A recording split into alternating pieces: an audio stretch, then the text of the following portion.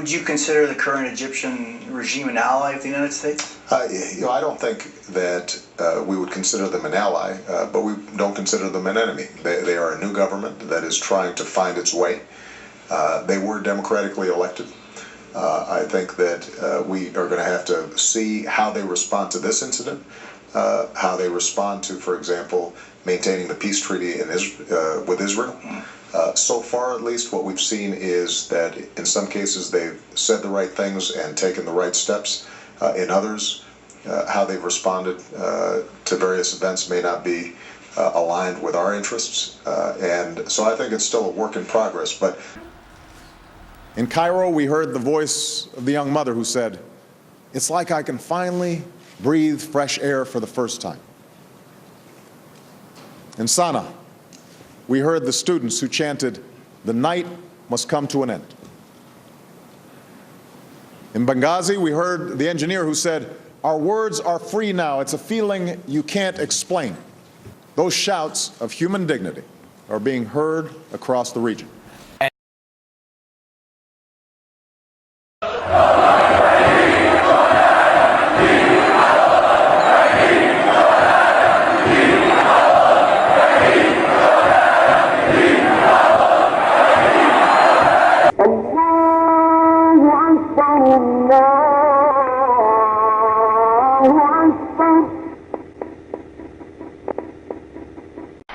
Joining me now is Frank Gaffney. He is the founder and president of the Center for Security Policy. Frank, has the president simply failed when it comes to Israel? I'm afraid it's worse than that. I think he has actively undermined Israel, and as Louis Gohmert and those in the debate last night made clear, he has compounded the danger that it's facing today. And let me just cut to the chase. We can discuss the merits or demerits, the feasibility, the likelihood of a Palestinian state being unilaterally declared. What I think we've got to keep our eye on is this is just one of the straws in the wind of a gathering storm, as Winston Churchill would call it. I believe we are at the cusp, thanks entirely, but in no small measure to the way President Obama has conducted himself, we are on the cusp of the next horrific war for the survival of the state of Israel. And it will have come about in part because of the undermining of our friends, notably Israel, the emboldening of our enemies, not just Palestinians who are hostile to Israel and us, but also the Muslim Brotherhood that is ascendant throughout the region at the moment, Turkey and the like. But we have also diminished our own country in the process. And all of that, I'm afraid, really sets the stage for another cataclysm, one that could have been avoided. Frank? My wife's elected, yeah. After my election, I am more flexible. Yeah. I trust in this coalition. We're looking at that. Those comments not sitting very well with Republican presidential candidate Newt Gingrich. He was on Hannity last night sounding off. Take a listen. My interpretation of an American president telling a Russian president about our missile defense clearly indicates he's going to sell out our defense system as soon as he gets reelected, which would fit his whole policy of weakness and appeasement.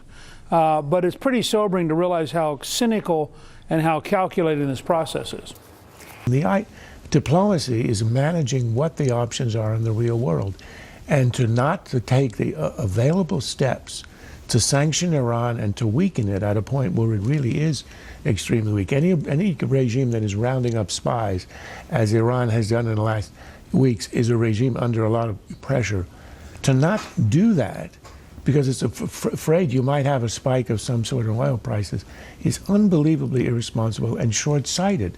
By doing nothing, we're asking for, inviting much more dire consequences on the region and on the world and American economy. And we should not take this apologetic stance, which is a reason why you have allowed a lot of this to happen. When you think about the president's trip to Turkey, to Saudi Arabia, and also to the university there in Cairo, Egypt, we have sent a sense of weakness to them and an apologetic position, a policy of appeasement, and this is exactly what you get. And really, it's shades of what happened during the Carter administration is what you're starting to see. Yeah.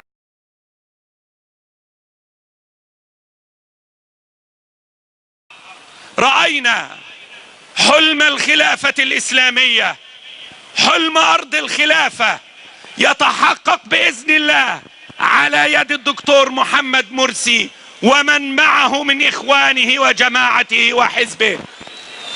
رأينا الحلم الكبير الذي نحلم به جميعا، الولايات المتحدة العربية.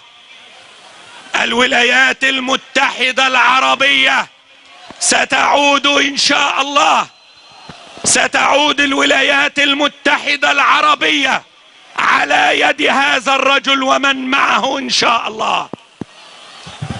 ستكون عاصمة الخلافة، ستكون عاصمة الولايات المتحدة العربية هي القدس إن شاء الله. بكرة مرسي حرر غزة. أنا مصري بكل عزة. بكرة مرسي حرر غزة. بكرة مرسي حرر غزة. بكرة مرسي حرر غزة. بكرة مرسي حرر غزة. بكرة مرسي حرر غزة. تكبير تكبير تكبير. ستكون عاصمتنا ليست القاهرة ولا مكة ولا المدينة، وإنما القدس إن شاء الله. وسيكون هتافنا على القدس رايحين شهداء بالملايين. على القدس رايحين شهداء بالملايين.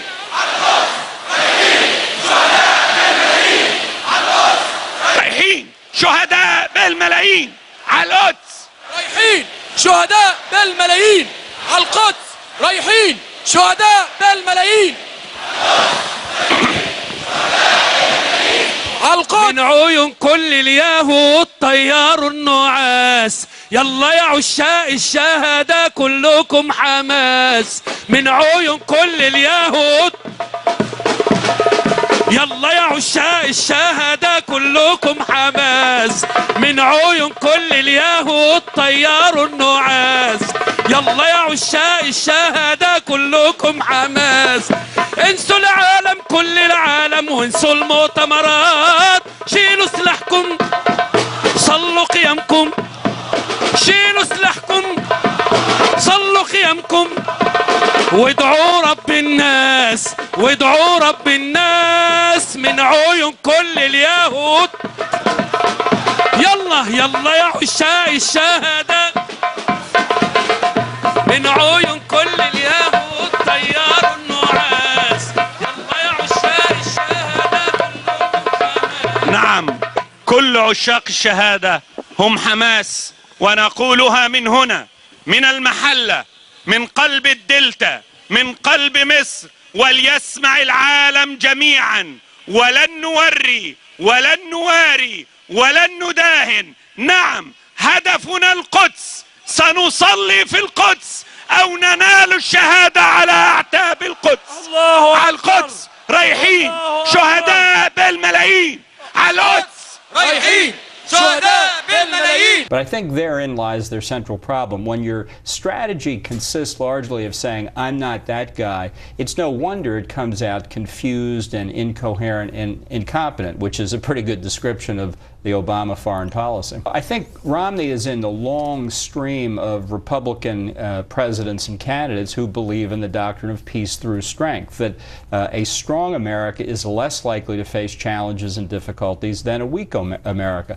Obama has a very different view. He's obviously comfortable with American decline. He doesn't see international problems and threats as being nearly as serious as they are in the terrorism area, the proliferation area, and others.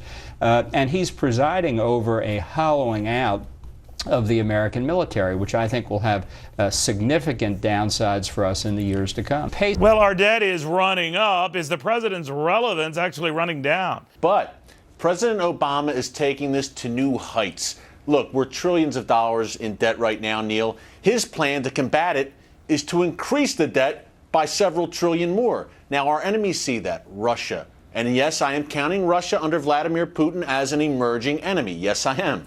Forget the reset button. Russia, China, Iran, They see us hampered by this massive record-setting debt, and they say, look, the U.S. is handicapped. They will not be able to act forcefully and decisively. We're going to slash defense spending. We have vacated the Middle East. And look, I'm not a big fan of the Afghanistan-Iraq interventions, but to just vacate the Middle East, to leave the way we're leaving, also sends a message of weakness. And of course, Neil, to throw Israel under the bus and to isolate other allies like Poland, the Czech Republic, has sent the wrong message to our enemies. And that's why, frankly, they're licking their chops.